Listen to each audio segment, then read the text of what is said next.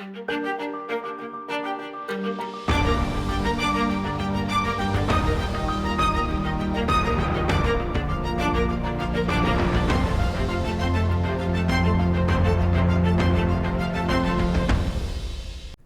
to Search for Signs. My name is Gary Willing. If this information interests you, please press the like and subscribe button and press the bell for notifications. One of my favorite quotes in the Bible, if not my favorite quote in the Bible, is when Jesus said, "A tree is known by its fruit." Now, in all the great teachers of the past, like Jesus, like Muhammad, like the Buddha, like Krishna and so forth, even Shakespeare, central to their message was the fact of the law of cause and effect, the need to live within that law, right? What you sow shall you reap, and so forth, right? Jesus was saying that if it'd be pretty stupid, I mean, he didn't say it like this, but pretty stupid for somebody to think that if they wanted to have wanted to eat oranges, it'd be a good idea to plant an apple seed, right? Because if you plant an apple seed, what are you going to get? You're going to get an apple tree, right? And so he was talking to people that needed to hear a very simple message. Now, the problem is, Jesus in a lot of ways spoke so simply and so direct that it's missed by people today. We overthink things a lot. But yet it's so true. A tree is known by its fruit. You can't argue with that, right? And that's central to the Christ message is simplicity, right? But also what's central to his message is the need to live within that law of cause and effect, right? So let's take a look at it today. So Maitreya says that above all, we need peace in the world. We have to have peace, because without peace, there will be no future for any one of us. So he's saying that the end result of war, if we continue on the path that we're doing today, eventually, it might not be next week or next year, but eventually, it will escalate to a third world war, which would be nuclear, and it would end all life on this planet. That's what he's saying it is. Okay, now, let's take a look at it just from today's point of view. Let's not go that far ahead, right, of ourselves, right? If you were to ask somebody in American politics or with the American military, or just really a lot of the times just the average red-blooded American, how would you create peace in the world? Their answer is going to be almost the same. We need more of an American military presence around the world.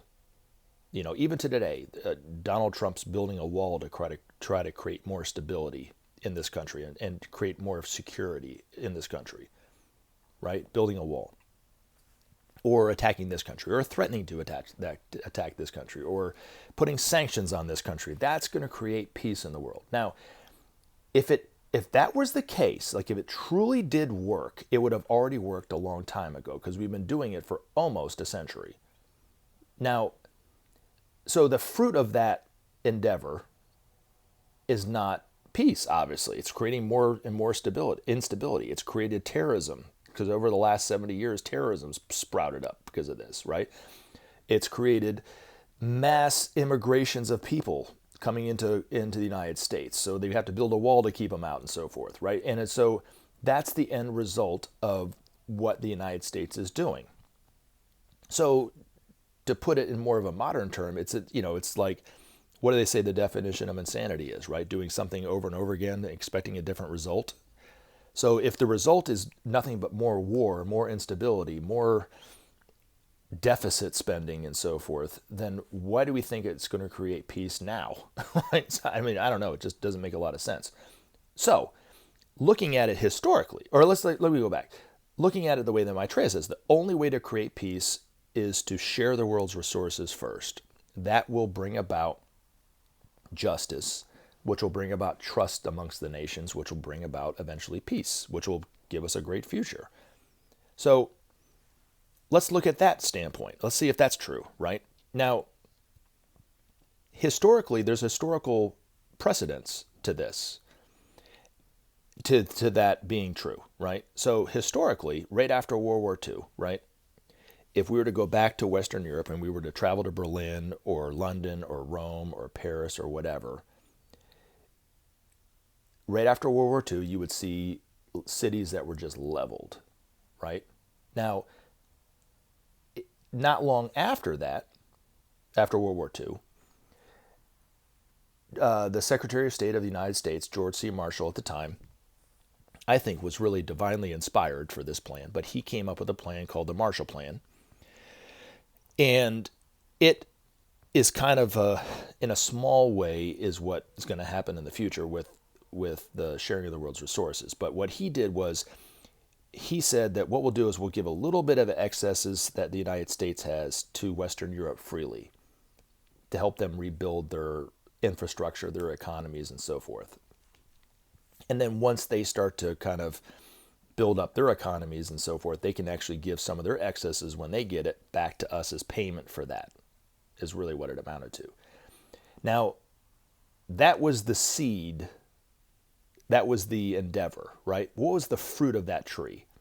Well, not long after World War II, it rebuilt, London, all of Western Europe rebuilt their infrastructure and their economy started to flourish. The United States economy started to flourish after World War II.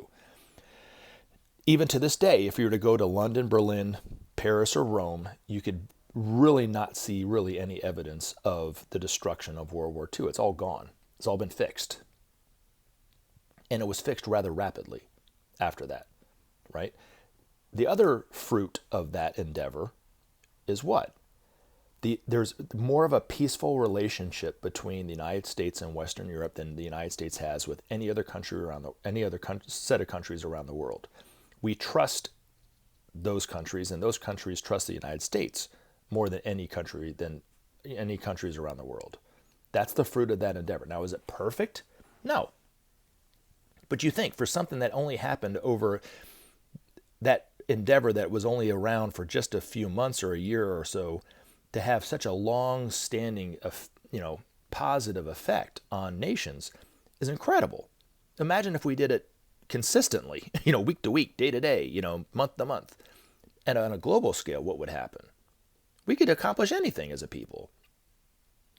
So if the seed of what we're doing today is creating instability and war, then why do we think it's going to create more peace in the world? It's insanity.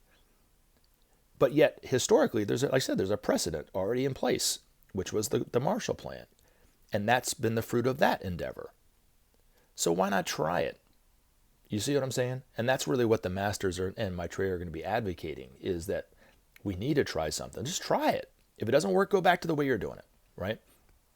Now, the way that the masters see it is that every country has an excess of something. It might, for some countries like China or the United States or Russia or Western European nations, they might have a great deal of excesses. Where other countries like Zimbabwe or Ghana or, some of the very poorer nations around the world might not have quite as much excess, but they have something to give to the common pool. And that's the point. But when each country starts doing this back and forth, day to day, moment, week to week, month to month, imagine what it can do globally. Because right now, even ecologically, right, a lot of us want to see the environment fixed, right? We want to see governments and us as a people not abusing those and corporations not abusing the environment and so forth, right? But the only way to do that is globally.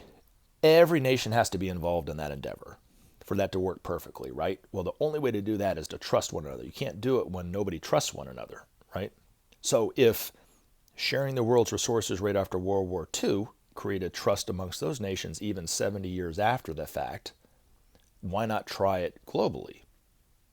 And so the way that the masters see it working out is the best way is to create a department within the United Nations that would oversee the distribution of the excesses amongst these nations, and that each nation would would make an inventory kind of what it has and what it needs, and submit it to this department in the United Nations, and therefore the United Nations would then distribute it back and forth.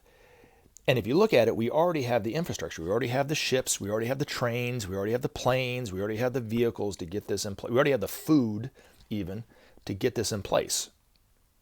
It's simply a lack of will on humanity's part. That's why Maitreya says nothing happens by itself. Man must act and implement its will. Couldn't be simpler, right? But that would be this, and according to Maitreya, the seed of that endeavor will bring about peace. And that's why it's so crucial that we look at that and not dismiss it, right? That we have to as a people start to stand up and say to our leaders, hey, let's try sharing the world's resources to see if this will create peace. It will. The masters already know it will, because it's already happened. There's already been precedent of it. But, and as always, take action. Help SOP save our planet. Thanks for listening, and we look forward to talking to you again in future videos. Have a great day.